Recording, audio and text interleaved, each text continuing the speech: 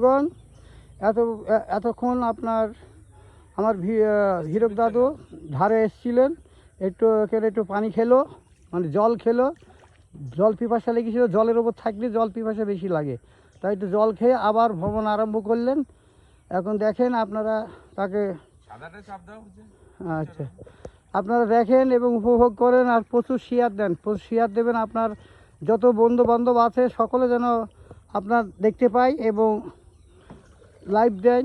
হ্যাঁ, আপনারা যারা আছেন আপনাদের সকলকে ধন্যবাদ দিই। আপনারা দেখেন, উপভোগ করুন আমার হীরকদা এই যে সালতি ভ্রমণে খুব খুব ভালো লাগছে ওনার।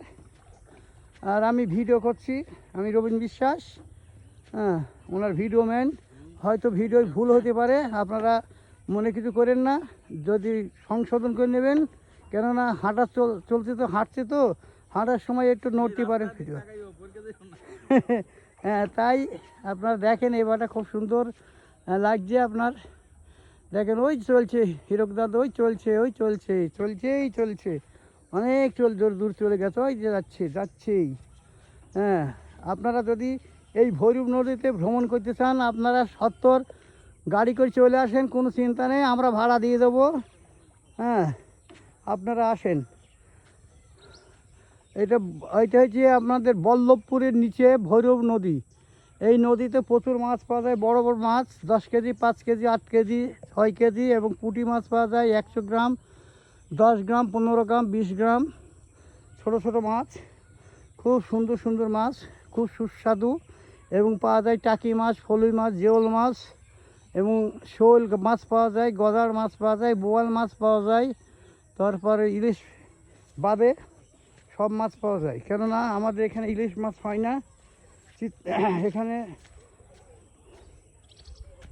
শুধু ভালো ভালো রক্তের মাছ হয়, বাঁধ পাওয়া যায়, অনেক কিছু। মানে আমার হরেক ভাই এখন ওই নদীর ওই পারে চলে গেছে, আর কিছুক্ষণ পর আবার আসবে। আপনারা প্রচুর শেয়ার করেন, অন্যজনকে দেখার সুযোগ করে দেন, দেখুক এবং আপনাদের সাথে অনুভব করুক। হ্যাঁ, সকলকে ধন্যবাদ। আপনারা দেখছেন, যারা দেখছেন তাদের সকলকে শুভেচ্ছা জানাচ্ছি।